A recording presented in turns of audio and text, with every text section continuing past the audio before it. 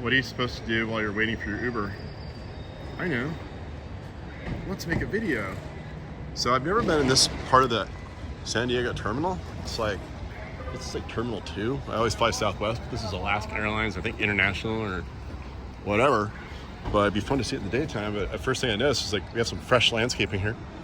And some really cool landscaping. Here we have these big, beautiful agave attenuata variety Nova. Nova has these big wide blades and this silver innards, and it's pretty fantastic. And we've got a whole bunch of Phoenix dactylifera all lit up. The date palm from Algeria that's made the Coachella Valley so famous, selling dates before music made it famous. But we'll walk down here and see these plants. But one thing I'm really intrigued about is really cool is like this whole new thing about biofiltration. I love it, love it, love it. What a great idea. So instead of like all this oil and crud, see all the crud, all that stuff? It's all oil and crud. Instead of all of that, washing off and going straight into drains and straight into the ocean that I like to surf in, getting ear infections and everything else, instead it goes in here. Look at all the crud. Look at all the cruddy. Look how gross that is. That's because all the stuff got washed into here, and it'll eventually get filtered out, and the earth will sort of absorb it and take care of it and bioremediate it and all those wonderful things. And not only that, the water will have a chance to soak in here and not surge all of the drainage systems that they do during big storms. That's my bag, don't worry. It's my wetsuit. It's all wet. My rash guard, my shorts that I surfed in today in Hawaii. You don't want to put that in your backpack. So I stole that bag from the Airbnb. I hope they don't notice and bill me. So that's a really cool thing here. And ooh, look at that. They have an irrigation problem. The head is missing. That's going to be a geyser. Watch out for that. But ultimately, the water has a chance to really soak in. And if it's a torrential rainfall and it doesn't completely soak in, the drain will eventually get it. But you can see it has to flood this whole area before it even gets to the drain. It has to traverse this whole area here, and all along the way it has opportunity to soak into Mother Earth.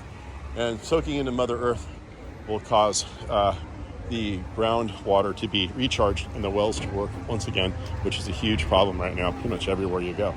And so so continuing right along, let's go and we will view the rest of this landscape. So we have some Morea iris in here. This is a really durable plant. I use this in parking lots all the time. You can drive over it, and it comes right back. To freshen it up, you just cut it to the ground. It pops right back up. But what's also cool about it is it will naturalize. It'll eventually become just a full-on meadow, super drought tolerant. Hardly needs any water at all. Again, we have our Phoenix dactyliferas here. And look, we have Dracaena marginata. This is a cool thing. You don't see these too often in commercial landscapes. So it's really fun to see these down here. I'm really excited to see that. And I'll have to come down here in the daytime. But that's it. Yep, this whole entire planting, we only have 4 plants. You have the agave, you have the Morea, you have the date palms, and you have the Dracaena. So that's really cool. It's a very simplistic palette, which is good in commercial landscapes, especially in big spaces, because people drive by big spaces so fast, they cannot process the visual chaos going by. So it's good to have fewer plants, less chaos. The other thing that's really wonderful here is the gravel mulch. Gravel mulch is such a fantastic thing. Strangely, the East Bay Mud Water District doesn't allow you to consider gravel mulch as drought tolerant area for their lawn conversions.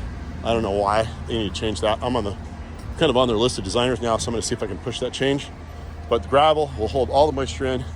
It'll keep the heat out off the soil, keep the roots cool, keep the evaporation down, or keep the weeds down, and it just looks good.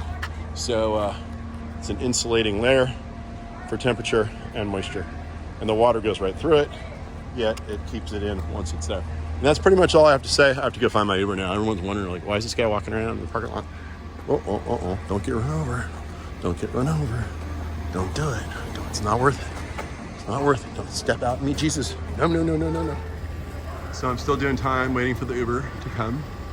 thought I would show off some of the other features at the San Diego Terminal 2. And that is, San Diego is such a floral, tropical place, and it's really celebrated here. It's also an oceanfront place. And there's part of the ocean that a lot of us just don't really get to see very often unless you get intimate with it, which I do often, at least on the top. And those are kelp beds. So this is a really interesting art piece on the ceiling of another road that's above us. Instead of just having a dumb ceiling, they screwed on these beautiful metallic art pieces, and they tip you off that they're kelp because then they have fish. Those are just, I think, I'm not sure if they're stenciled or they're screwed on, but those are fish, bluefish. And I think it's really, really cool. So they've got this interesting tent structure here with this whole fabric system that's extremely pulled taut. And that's really impressive. And it goes down, on and on and on. Just to keep the sun out and the rain out, I guess.